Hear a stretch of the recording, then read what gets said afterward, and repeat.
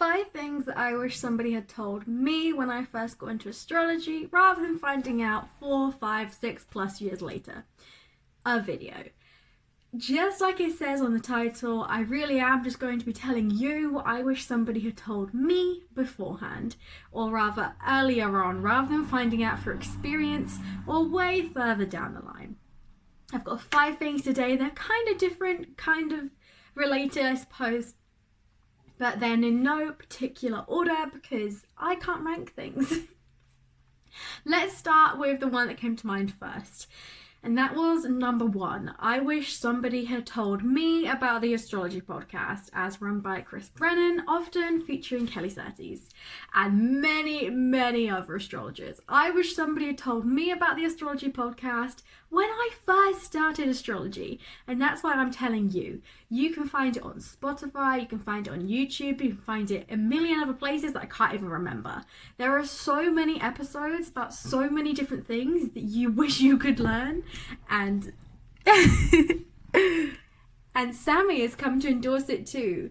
It's quite simple. It is an astrology podcast, often hours long, about everything that you could wish to learn about, whether it be transits, current transits, different aspects of astrology like astrology magic or healing in astrology, or more overarching topics like natal astrology, predictive astrology, and other areas that you might want to learn about. It is a great source and it always includes certified, professional, very experienced astrologers, and I would definitely recommend learning from that source because it is free and amazing. I wish someone had told me about it way before.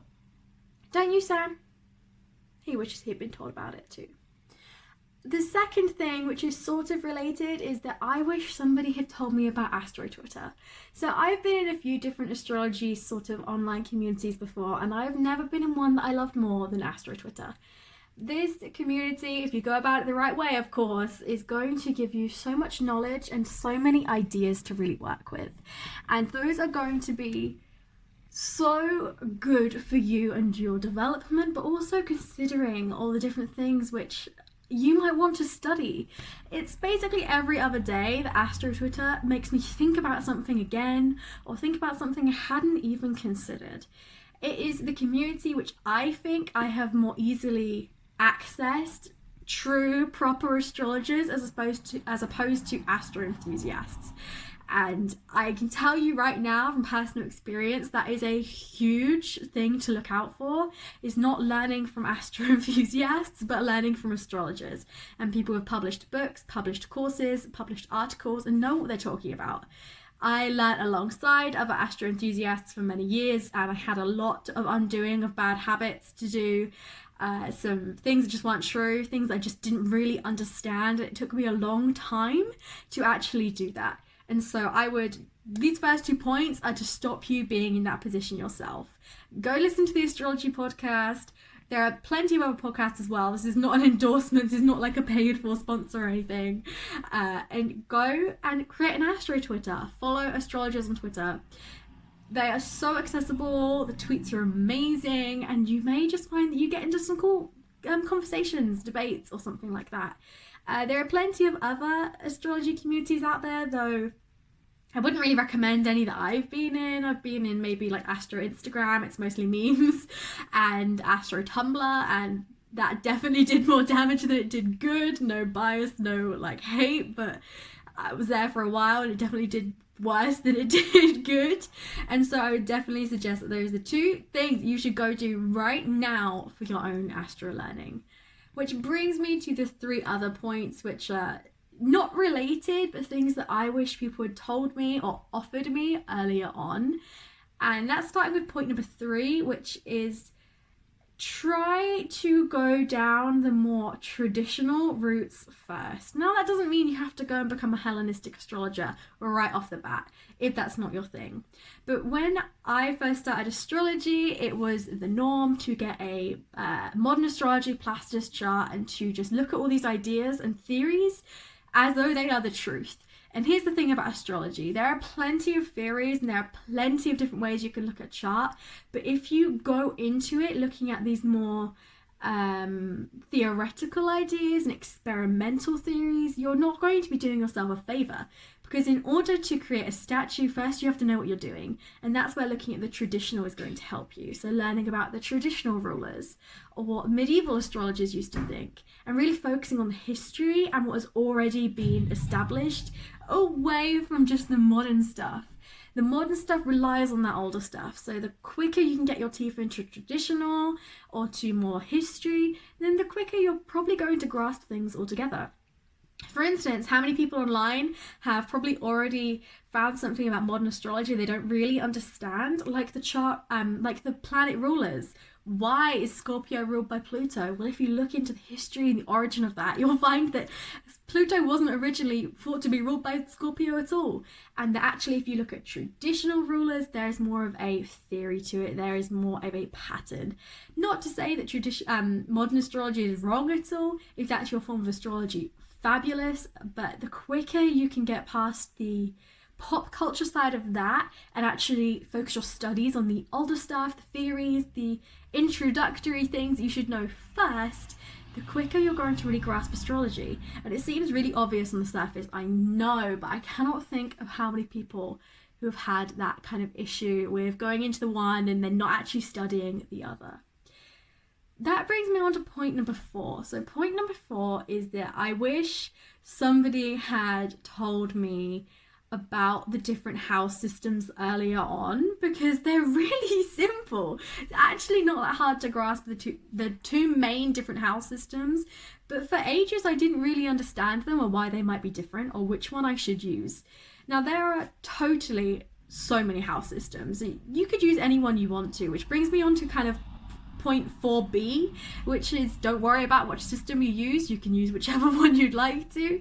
But my point being is that knowing the house systems gives you some sort of background for how to use your astrology. So like I said, I came into astrology of a Placidus chart because everyone else did. That was the norm, that is the default for a lot of the calculators.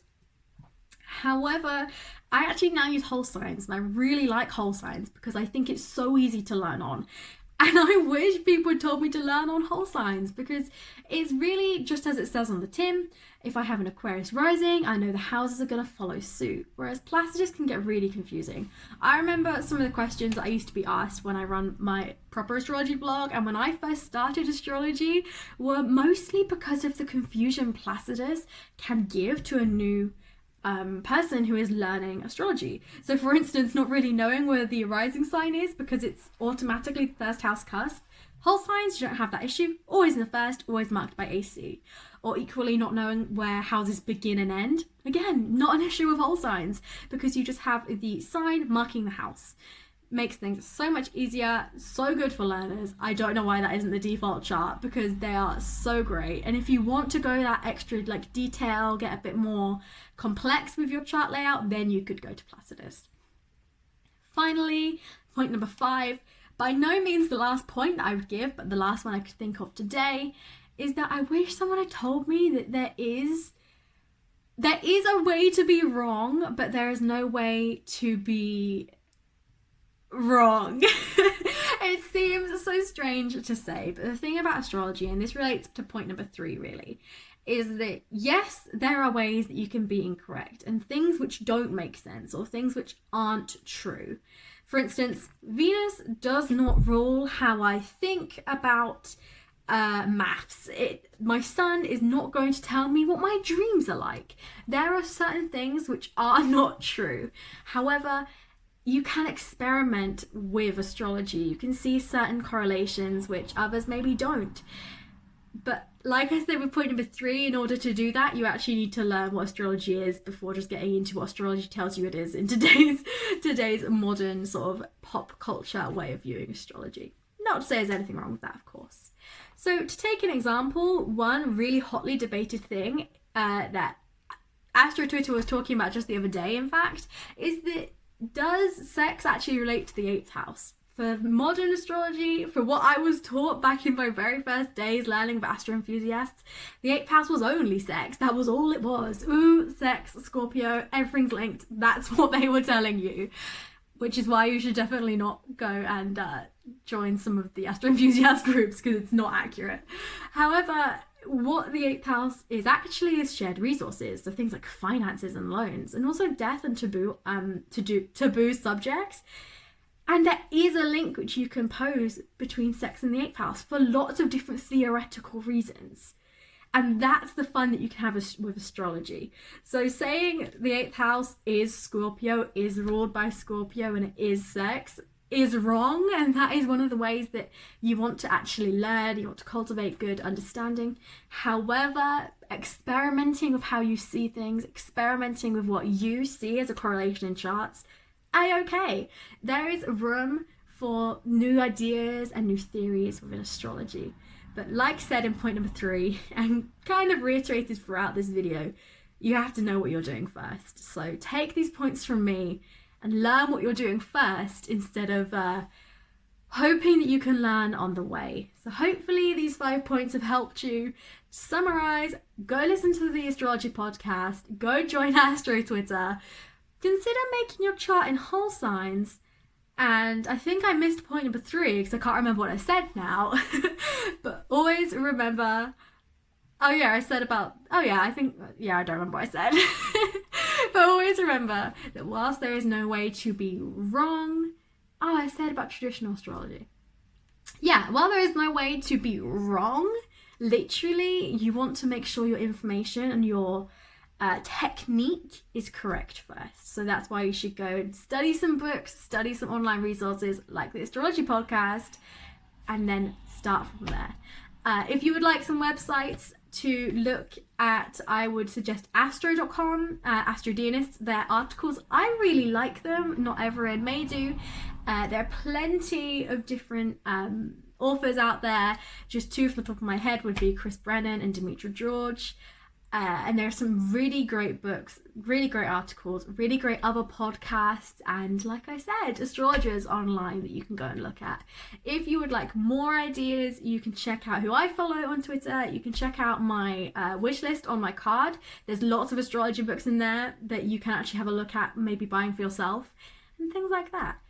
But for now, I will leave you because that's all I have to tell you today. So hopefully you've liked this video. If you have, subscribe, give it a thumbs up, all that YouTube jazz that people usually talk about. And maybe I'll see you in another video. But bye for now.